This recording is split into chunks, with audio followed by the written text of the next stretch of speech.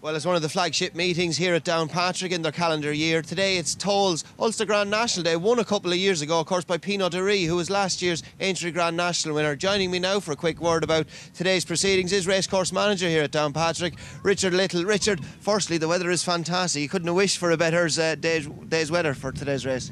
Well, we've been praying really hard, and aside from that, we've been washing and painting and having everything ready just for today. So it's such a delight to wake up in the morning to see the sunshine, and here we are, and we're absolutely looking forward to a brilliant crowd coming to join us today. And Richard, the track looks in great condition, and you've made so many improvements over the last couple of years here at Downpatrick. It's fantastic. Well, we enjoy it. We're passionate about what we do. Almost between one race meeting and another, we either refurbish or build a building, so it's just our psyche. That's how we do it. And it's obviously there's more than just the racing here this afternoon on Toll's Ulster Grand National Day. Of course, we have a Best Dressed Ladies competition as well, with a different theme this year. Well, we were very lucky. It's actually a ladies' hat competition. We have that kindly sponsored by the Fitzwilliam Hotel in Belfast and Dublin, and it's actually called Hats Off to Tony McCoy. Interestingly, some of the judges include Tony McCoy's sister, Rushing, and also Fiona McStay, the owner and breeder of Glenn's Melody. So a really horsey theme. And of course, we're joined by the sponsors from the Fitzwilliam Hotel. So that will take place later on today. And as well as that, of course, we have the parade of the horses who did really well from Northern Ireland in Cheltenham, including Glenn's Melody, Kilulta and our favourite Hurricane Fly will be joining us as well. And that's another little side attraction that's going to whet a lot of people's appetite ahead of the racing today. And what time is that going to take part at here today, Richard? That will take place about 3:30, just before the Ulster National. And Hurricane Fly, is great to have him here, a winner of 22 Grade 1s, and what a phenomenal horse he's been, and what a race he ran in the English Champion Hurdle.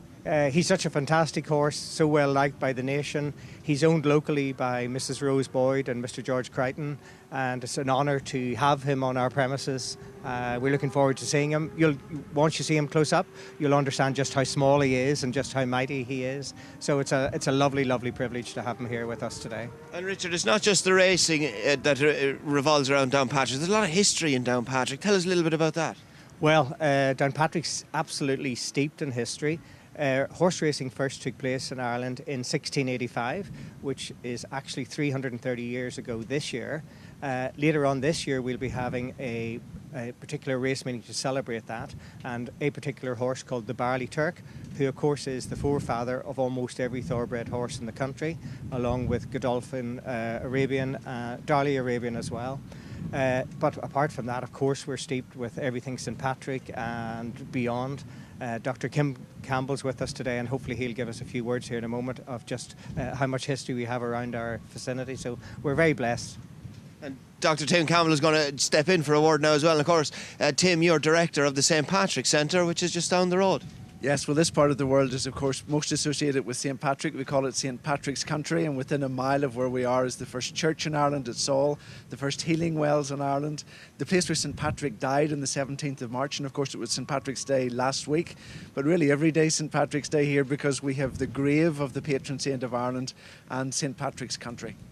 And it's obviously steeped in history as well, and St. Patrick, obviously, we're synonymous with St. Patrick here in Ireland. Obviously, the best known saint, our patron saint of Ireland. That's right, the patron saint and all things St. Patrick here. We have got, as I said, the first church in Ireland, the first healing wells. The place where the legend of the snakes was written is here also at Inshabby, and we're fast becoming a tourist destination for people who want to learn about St. Patrick. And of course, Richard, we all know the St. Patrick. He banished the snakes from Ireland all those years ago. Well, not only that, folklore tells us that in the early days when racing first took place here 300 years ago, the patrons who came racing used to go past his grave and clasp some soil to bring it with them so they'd have good fortune when they put their wagers on at the race meeting. So now you know where to go today. Go to St. Patrick's grave. On your way to Downpatrick, if you're coming from that neck of the woods, get a bit of soil from the grave, and hopefully you'll back a few winners here this afternoon at Downpatrick.